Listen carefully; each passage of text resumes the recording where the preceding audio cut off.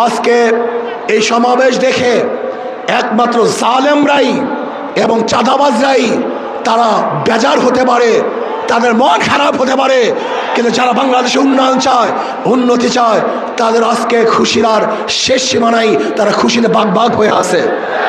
আজকের এই বিভাগীয় সমাবেশে এখন বক্তব্য রাখবেন 24 জুলাই অভ্যুত্থানের অন্যতম রূপকার ইসলামী আন্দোলন বাংলাদেশের সংগ্রামী সিনিয়র নায়েবে আমির আলহাজ হযরত মাওলানা মুফতি সৈয়দ মোহাম্মদ ফয়জুল করিম শেখ চরমনাই।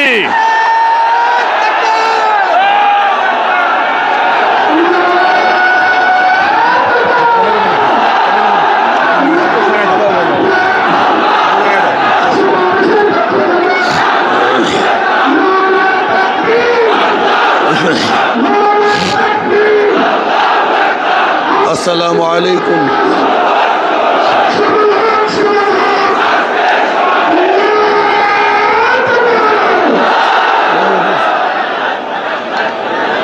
আসসালামু আলাইকুম ওয়া রাহমাতুল্লাহি ওয়া বারাকাতুহু। নাহমাদু ওয়া নুসাল্লি আলা রাসূলিহিল কারীম, আম্মা বাদ। ফাআউযু বিল্লাহি মিনাশ শাইতানির রাজীম। বিসমিল্লাহির রহমানির রহিম। ولا تهنوا ولا تحزنوا وأنتم الأعلون إن كنتم مؤمنين صدق الله العلي العظيم। সবাই পড়ি সাল্লাল্লাহু আলাইহি ওয়াসাল্লাম।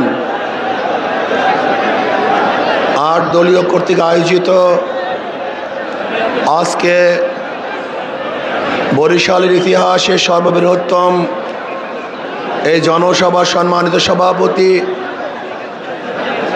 প্রধান অতিথি, নেতৃবৃন্দ, সকল স্তরের ইসলাম প্রিয় দেশপ্রেমিক ভাইয়েরা আমার,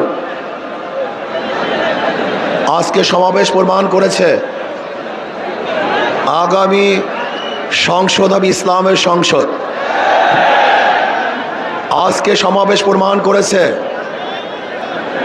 বিগত দিনের যত বন্দোবস্ত ছিল সব মানুষ ভুলে গিয়ে নতুন এক সমাজের অপেক্ষায় আছে। সেই সমাজ হবে ইসলামের সমাজ।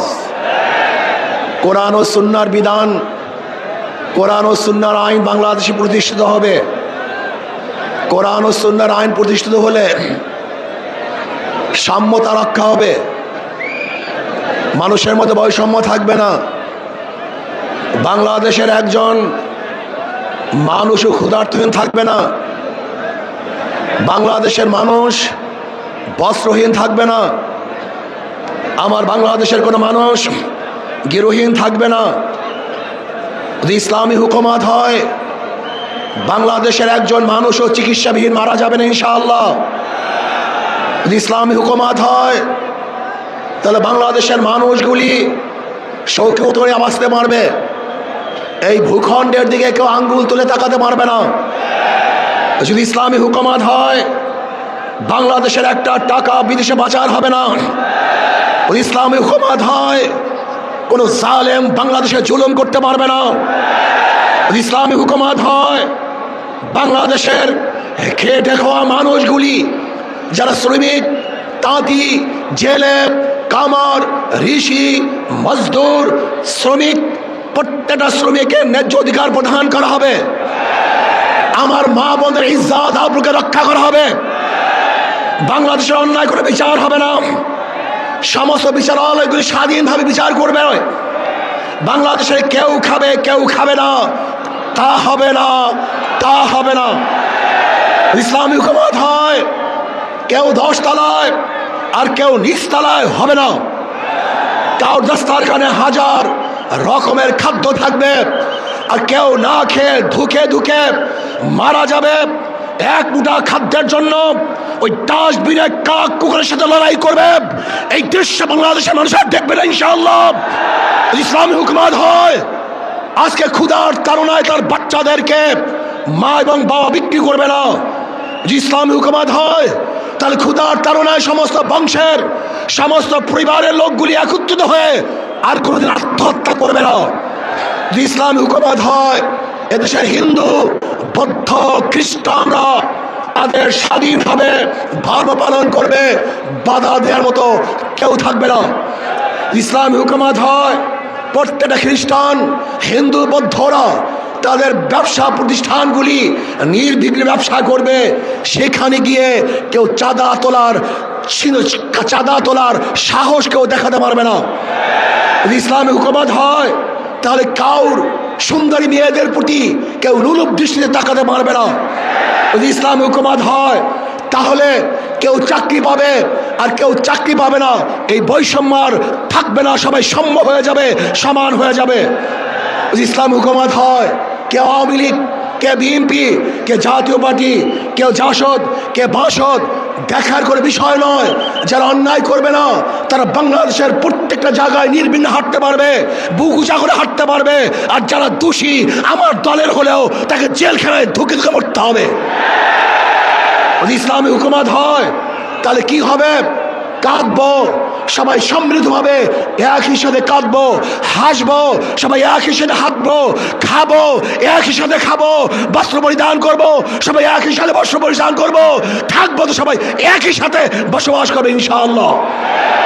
ইসলাম হুকুমত হয়, আমি সেই দিনের অপেক্ষা আছি যেই দিন দেখব আমাদের বাংলাদেশের প্রত্যেকটা নাগরিক দরিদ্র সীমার উপরে চলে গেছে।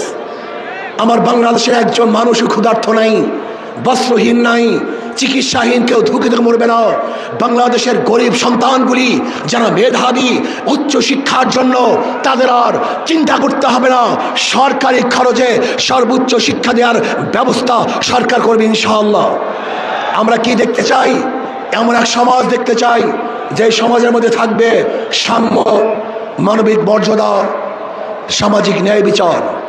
আজকে বাংলাদেশের বিচার ব্যবস্থা বলতে কিচ্ছু নাই।